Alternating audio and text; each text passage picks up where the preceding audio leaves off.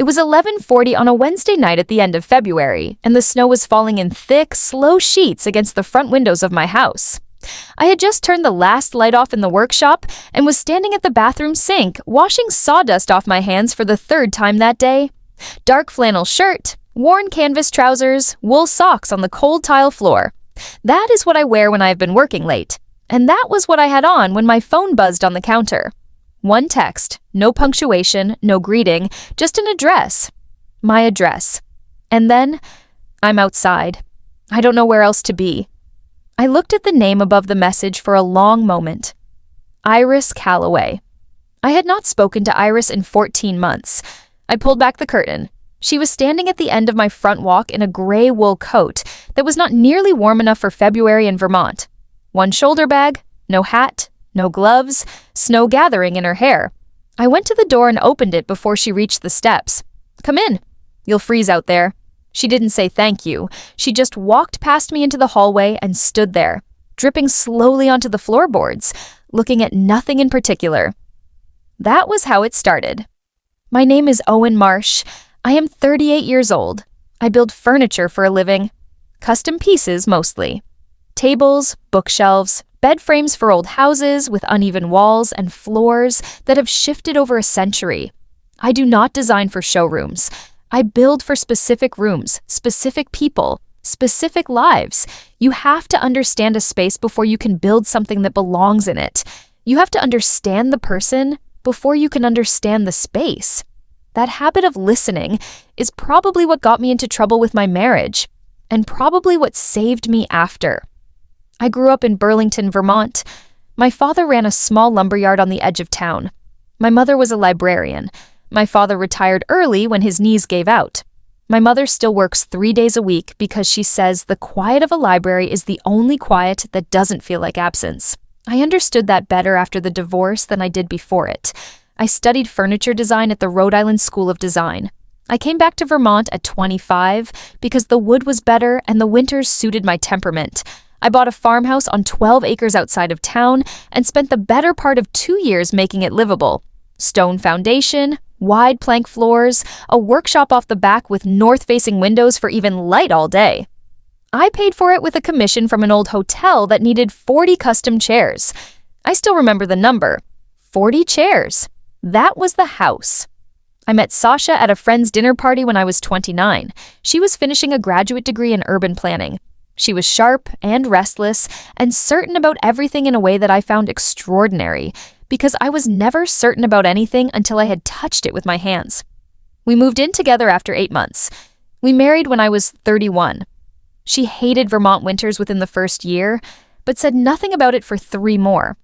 She hated the quiet within the second year, but called it peaceful when her friends asked. She had a way of making her unhappiness invisible until the moment she decided to stop hiding it. That moment came on a Tuesday afternoon in March 3 years ago. She left a note on the kitchen table. 2 paragraphs. The second one said she had already moved most of her things to an apartment in Boston. She was sorry. She had tried to want this life and couldn't anymore. The divorce was final 11 months later. Iris Calloway had been Sasha's college roommate. 7 years they had been close. I had met Iris 6 times across 5 years of marriage. The first time was the weekend Sasha and I got engaged. Iris had driven up from Providence with a bottle of good wine and a photograph of Sasha at 19 that made Sasha laugh so hard she had to sit down. I remember thinking that anyone who could make Sasha laugh like that was worth knowing. The second time was our wedding. Iris gave a short toast that was funny and kind in equal measure, and did not run long. I respected that. The third time was the first Christmas we hosted. Iris arrived early and helped set the table without being asked, and did not try to make conversation while she did it. I remember noticing that. The fourth time was Sasha's 32nd birthday, a dinner at a restaurant in Burlington. Iris ordered the same thing as me, and we talked for 20 minutes about wood grain while Sasha was in the restroom. When Sasha came back, she looked at us with an expression I did not know how to read at the time. The fifth time was a summer weekend 2 years into the marriage. Iris was doing a residency at an art center 40 minutes away and stopped in on a Saturday afternoon. She spent most of the visit in my workshop, watching me work, asking questions in a way that was curious without being intrusive. She understood what I was doing faster than most people did. Sasha fell asleep on the porch reading. The sixth time was the last Thanksgiving before Sasha left. Iris was quiet the whole weekend. I thought she was tired. I would later understand she already knew something I did not. So that was what I thought I knew about Iris. A ceramicist. Careful and observant. Never at the center of anything. Always clearly aware of it. She had a studio in Providence. She showed work occasionally. She was private about most things and generous with the few things she shared. I did not know what she was doing on my front walk at 11:40 at night in a February snowstorm, but I knew I was not going to leave her outside to figure it out. I hung her coat by the radiator. I got her a pair of dry socks from the hall closet and set them on the bench without comment. I put the kettle on. She sat at the kitchen table and put both hands around the mug when I set it in front of her, and did not speak for a while. Then she told me. She and Sasha had stayed close after the divorce. Iris had not taken sides, she said. She had tried to be fair to both of us from a distance. 3 weeks ago, Sasha had called and asked if Iris could stay with her in Boston for a month while Iris's studio lease was being renegotiated. Iris had said yes. Last night, Sasha had come home with someone and had too much to drink and had said, in front of that someone, that Iris had always been a little too interested in Owen, hadn't she? Even back then, which was why she had never really trusted her, which was why the friendship had always had a ceiling. Iris had not answered. She had gone to the guest room and sat on the bed for 2 hours. At 9 o'clock, she had gotten up, put what she could fit in one bag, and driven north. 4.5 hours. In February. In snow. I asked why she had driven to Vermont instead of somewhere else. She looked at the table for a moment.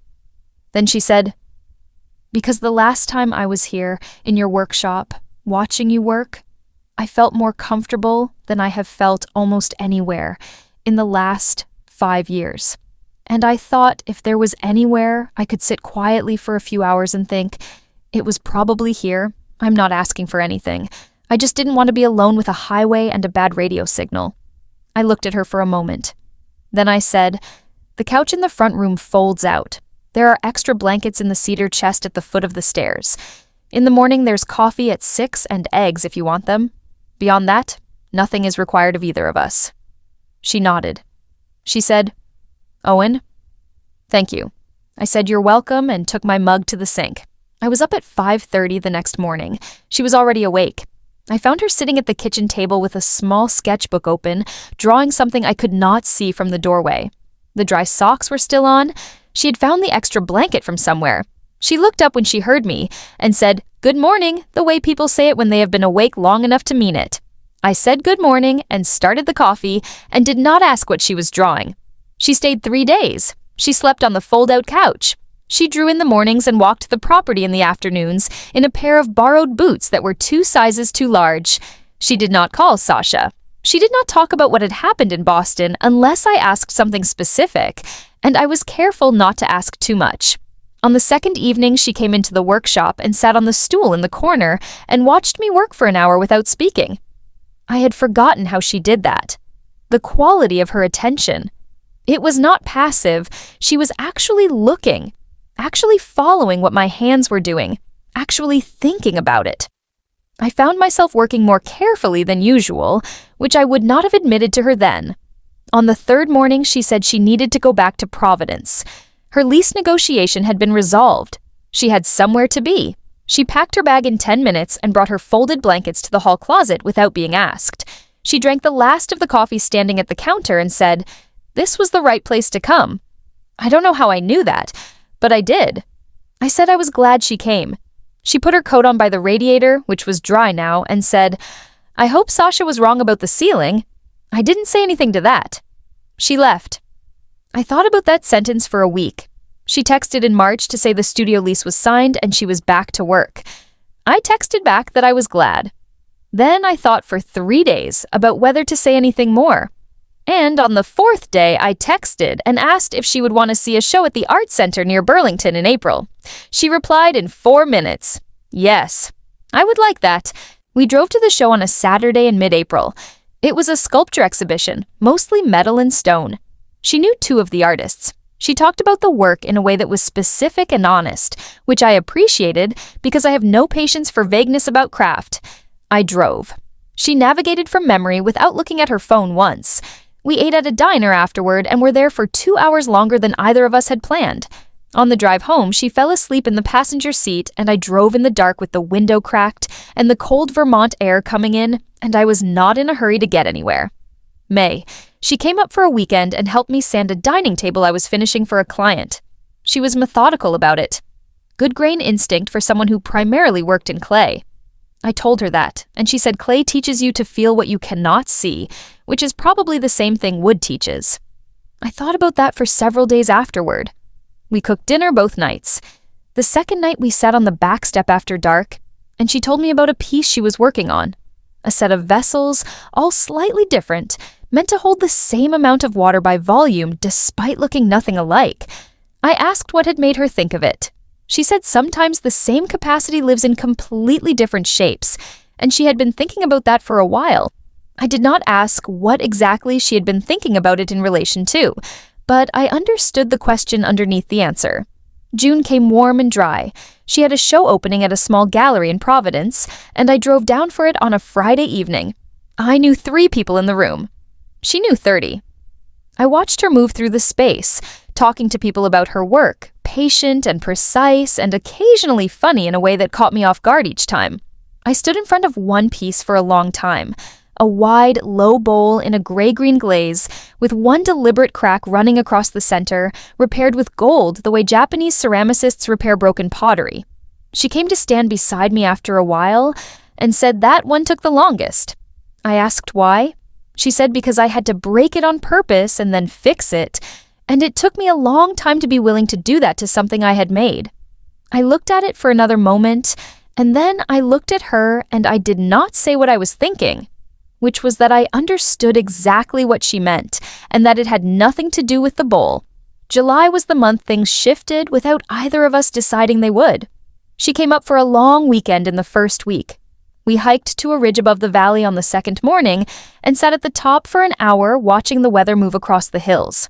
She had her sketchbook.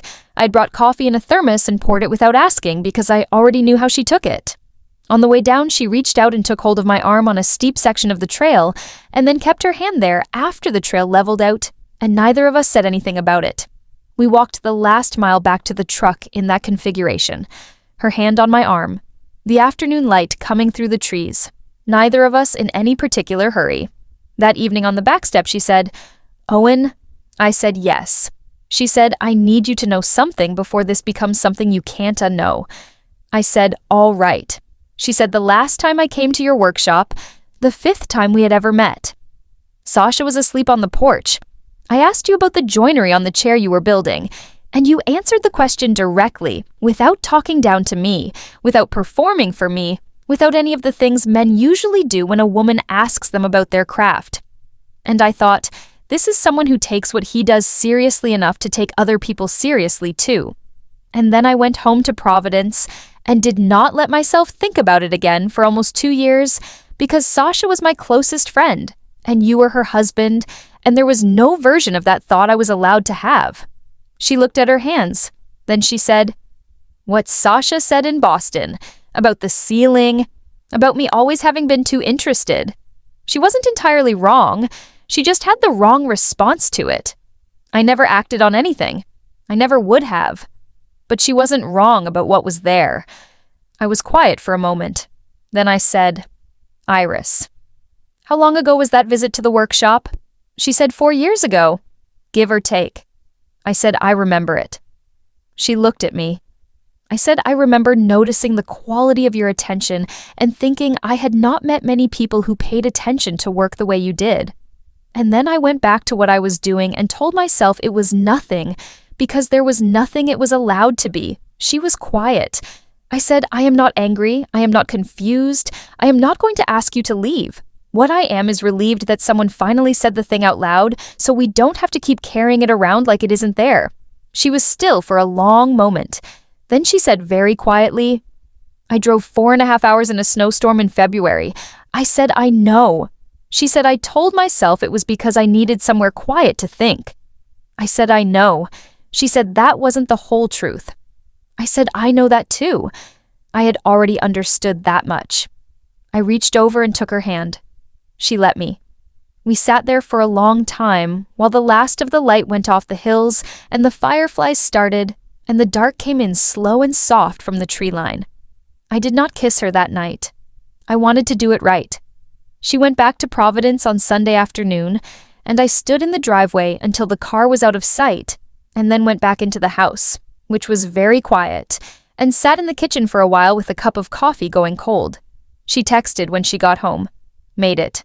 The stars were out past Montpellier. I replied, I know. I watched them from the porch. She sent back one word. Good. 3 weeks later, I drove down to Providence on a Saturday with no plan.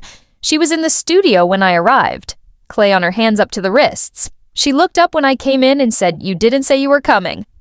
I said, I know. I wanted to see where you work. She looked at me for a moment and then stepped back from the wheel and said, All right. Come in then. I came in. She showed me everything. The kiln in the back room, the shelves of pieces in various stages, the broken things she kept for reference, the finished things she kept because she could not let them go yet. I looked at all of it carefully. She watched me look. That was the first time I kissed her, standing in the back of her studio next to the kiln with afternoon light coming in through the high windows. It was not dramatic. It was quiet and certain, and it had been arriving for a long time. She put her forehead against mine afterward and said, I'm going to need you to know something else. I said, all right. She said, when I came to your house in February, I had a hotel reservation. I had booked it before I left Boston.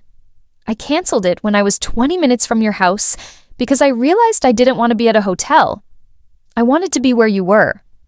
The text was true. I didn't know where else to be, but I knew where I wanted to be, and they were the same place. I thought about that for a moment. A hotel reservation canceled 20 minutes out, a text with no punctuation, the dry socks by the radiator, the fold-out couch and the borrowed boots, all of it chosen, not accidental. I was not angry. I felt something settle in me the way a joint settles when the glue finally cures, quiet and permanent and exactly right. I said, Iris, you did not deceive me. You found a way to the door that your particular situation required, and you knocked on it. That is not manipulation. That is courage with an apology built into it. She cried then. Briefly, the way someone cries when a weight they have been carrying so long, it became invisible, finally gets set down somewhere solid. I held onto her in the back of the studio until she was done, and then she wiped her face with the back of her wrist, which left a streak of dried clay on her cheek, and said, sorry, that was embarrassing. I said it was not embarrassing. It was overdue. We drove to the harbor for dinner. We walked back along the water after. She put her arm through mine, and we walked slowly because there was no reason to hurry. At the corner of her street, she stopped and looked at me and said, I need to ask you something. I said, go ahead. She said, what do you want this to be? I said, I want it to be the thing it already is, and I want to stop pretending I don't know what that thing is. She said, that's not a very specific answer. I said, I know. Here is the specific one. I want to drive down here on Saturdays. I want to know what you're working on and have you know what I'm working on.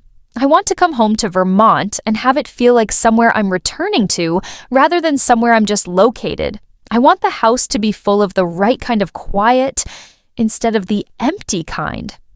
She looked at me for a long moment. Then she said, that's the most specific answer I've ever heard anyone give to that question. October now. I am standing at the workbench in the shop on a Saturday morning. She is upstairs in the room we converted into a second studio, a small electric kiln, a wedging table by the window. I built the table myself from reclaimed barnboard. It took me 3 evenings and I did not rush any of it because I wanted it to be right for the room and for the hands that would use it. She was very still when she saw it the first morning it was in place. She ran her hands along the surface for a long time without saying anything. Then she said, this is the kindest thing anyone has ever built for me. I did not know what to say to that, so I said nothing and went back downstairs, which I think was the right answer. She still keeps the Providence studio. I still drive down twice a month. She comes to Vermont 2 weekends in 3. Neither of us has made a declaration. Neither of us needs to. The canceled hotel reservation was the declaration. The 4.5-hour drive in February snow was the declaration. The hand on my arm on the way down from the ridge. The way she says good morning when she has been awake long enough to mean it.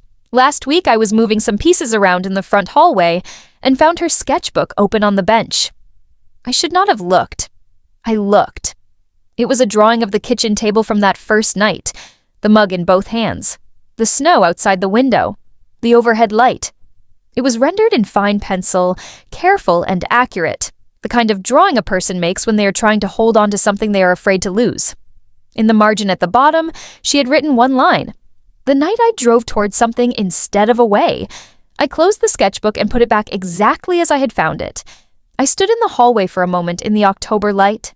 Then I went back to the workshop and got back to work and was grateful for my hands and for the wood and for the fact that some things, if you build them right and do not rush them and listen carefully to what they are trying to become, will hold.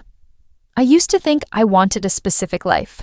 Sasha showed me I had wanted her version of a specific life and confused the two. Now I understand that what I wanted was a house with the right kind of quiet in it, and someone who understood why I cared about joinery and grain direction and rooms that had waited long enough. I did not find that by looking for it. I found it because one person drove through a snowstorm towards something she had been honest enough to name. Some people arrive in your life with a plan. Some people arrive with a bag they packed in 20 minutes and a text with no punctuation and a hotel reservation they canceled 20 minutes out because they already knew where they needed to be. Those are not the same kind of arrival. The second kind is rarer, and it is worth more. If you have been waiting for permission to drive toward the thing you already know you want, this is not that. Only you can give yourself that. But if someone has ever knocked on your door in the wrong season with not quite enough explanation and you let them in anyway, you probably already understand what I am saying.